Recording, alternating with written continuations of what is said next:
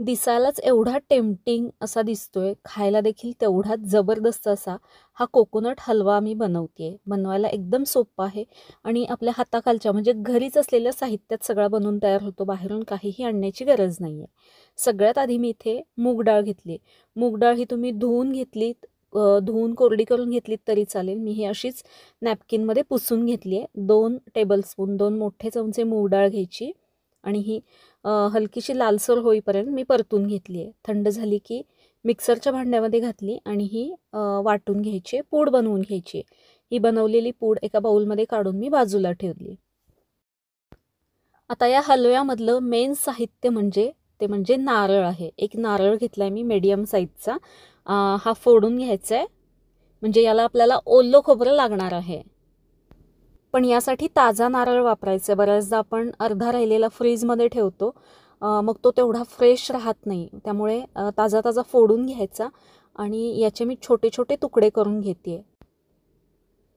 तुम्हाला खोवून घ्यायचं असेल तर तसा घेऊ शकता, असे तुकडे न करता. मी हा मिक्सरला बारीक करून घेणार आहे, त्यामुळे याचे तुकडे करून घेते. पातळ अशा चकत्या करून घ्यायच्या आहेत. अगदी 10 मिनिटाच्या आत हा नारळाचा हलवा बनवून तयार होतो. नक्की बनवून बघा. हे खोबऱ्याचे तुकडे मी मोठ्या मिक्सरच्या भांड्यामध्ये घातलेत. पूर्ण नारळ मी यासाठी वापरणार आहे. हे आता बारीक करून घ्यायचं आपल्याला. पाणी न घालता सुरुवातीला असंच मी बारीक करून घेते. हे मी खोबरं बारीक करून घेतलंय. आता यामध्ये गूळ घालायचे. बारीक चिरून मी यामध्ये गूळ घालते. 2 कप हा नारळाचा किस तयार झालाय, तर त्यामध्ये 1 कप गूळ घालायचं आहे.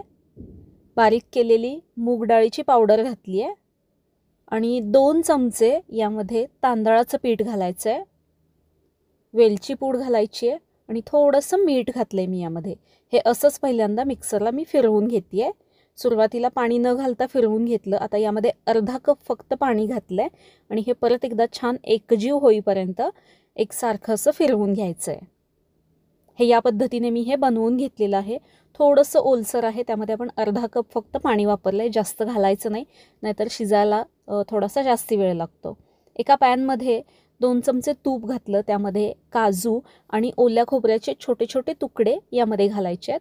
हे छान हलकासा ब्राऊन रंग येईपर्यंत परतून घ्यायचे आहेत.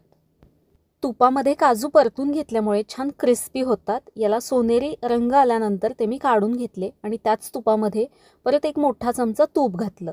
त्यामध्ये बनवलेलं नारळाचं खोबऱ्याचं मिश्रण घालायचं आहे आणि हे आपल्याला लो हीटवरती आता हे शिजवून घ्यायचं आहे. इथे पाहताय तुम्ही, आत्ता हे सैलसर दिसतंय, पण जसजसा वेळ जाईल, जसजसं हे शिजत जाईल, तसं तसं याला अजून थिकनेस येतो. हे सतत आपल्याला मिक्स करत राहायचं आहे. काही वेळेस हे तळाला चिकटतं. त्यामुळे सुरुवातीला याचा रंग थोडासा फिक्का दिसत असेल, पण जसजसं शिजत जाईल तसं तसं याला डार्क रंग येतो. या ठिकाणी देखील तुम्ही 1-2 चमचे तूप अजून घालू शकता, जर तुम्हाला आवडत असेल तर. नाही घातलं तरी चालेल. मी 1 चमचा तूप अजून घातलंय, ते दाखवायचं विसरले मी. हलवा लो हीटवरती सतत आपल्याला मिक्स करून घ्यायचं आहे. एकसारखा असा सगळ्या बाजूनी हा शिजला गेला पाहिजे. इथे पाहताय तुम्ही 10 मिनिटे मी हा हलवा शिजवून घेतलेला आहे. सुरुवातीपेक्षा याचा जो रंग आहे तो अजून डार्क आलेला आहे आणि यामध्ये तुम्ही पाहताय, यामध्ये जे आपण तूप घातलं होतं ते या हलव्यापासून वेगळं झालं आहे. मस्त तुप्पट असा हलवा दिसतोय. आता यामध्ये तळून घेतलेले काजू आणि खोबऱ्याचे काप घालायचे आहेत. मस्त अप्रतिम असा हा फक्त 10 मिनिटात हलवा बनवून तयार होतो. अगदी सोपी पद्धत आहे. घरच्या घरी कमी साहित्यात हा हलवा तुम्ही नक्की बनवून बघा. लागलं तर तूप तुम्ही अजून 2-3 चमचे घालू शकता.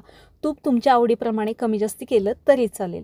मस्त जबरदस्त तुप्पट असा, तोंडात टाकताच विरघळणारा मऊसूत असा हा नारळाचा हलवा तयार आहे. कसा वाटला तुम्हाला? मला कमेंटमध्ये नक्की सांगा. आवडला असेल तर व्हिडिओला लाईक, शेअर आणि सबस्क्राईब नक्की करा.